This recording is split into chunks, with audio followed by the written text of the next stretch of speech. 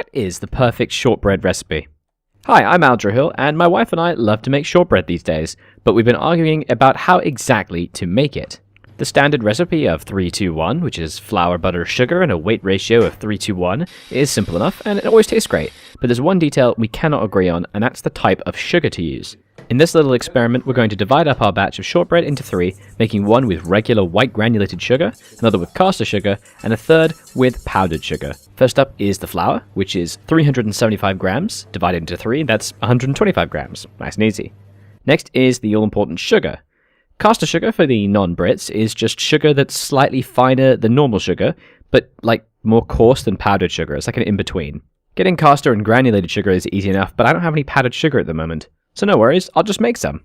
The normal recipe is 125 grams of sugar, 1/3 is about 42 grams, so into the blender it goes. Put the lid on and blend it away in my shiny lovely blender. The blades break apart the sugar granules into smaller and smaller chunks, eventually making them into a nice fine powder that is pretty much exactly the same as the powdered sugar you find in stores. So back to the test, I've divided all the sugars and their flours into 3 separate bowls. I then whisk them together to incorporate them, and then it's time for the butter. 250 grams is the full amount, so divided into 3, it's like 85 grams. The butter needs to be soft, so soft that it actually sticks to your spoon and is a little bit annoying, and you want to break it apart into small bits before you chuck it into the dry mixture. And then it's time for the very best part of the shortbread, the kneading. Just like making short crust pastry, you're trying to break apart the bits of butter into tiny bits and get them totally covered in all of the flour and sugar. The only really useful tool for this is your hands, but you can use a mixer if you really wanted, at least for the first step. Don't forget a tiny pinch of salt, even if you're using salted butter, it really does help. You're trying to mix it until it starts to get a little clumpy, like wet sand almost. Like that, that's pretty much perfect. From there you want to start kind of pressing it together and against the sides of the bowl until it clumps all together into one ball. What's actually happening is the butter is starting to melt from the heat of your hands, lubricating the dough and helping it all form and come together. After a bit, it's a lot easier if you just tip it out onto the counter or a chopping board and just knead it like bread dough. A bench scraper here is really helpful for helping you get it all together and pressing the edges. Once it forms into a nice ball, wrap it in plastic wrap and fridge it for 10 minutes to let it chill out for a bit. Once rested, we have to roll it.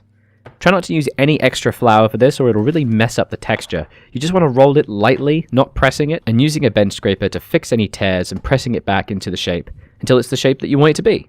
We like little rectangles in this house. Once cut, each of the shortbread cookies are going into the oven on their own baking sheets with helpful pen markings to remind me which one is which.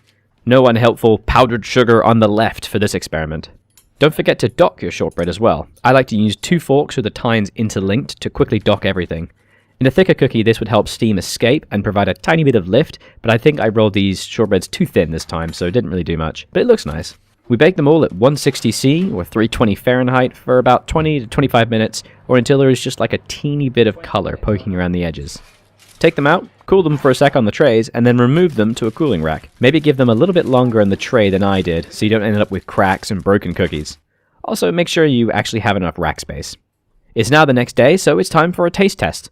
Ignore the pots, they got stuck together, but they work. Here's the 3 cookies together. Starting with the powdered sugar, how about a snap test? Kinda soft, right? Not very brittle. The caster sugar? It's a little better, more shard-like. And finally the regular sugar. Weirdly, it's super different. It's almost like when you pulled toffee. I actually have to strain it a bit to break it. Now for the actual taste test. Enjoy looking at my mustache and long hair combo as I eat. The powdered sugar? It's surprisingly delicate, yet it has a good bite. It's soft.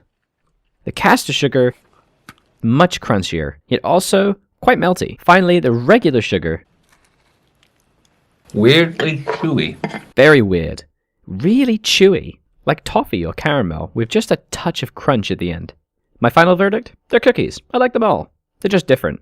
The normal sugar had the weirdest chewiness that I kind of love though. My wife really hated the regular sugar though, way too chewy for her tastes, but she couldn't tell the difference between the caster and powdered sugar. Can't forget the all-important tea dunk test though.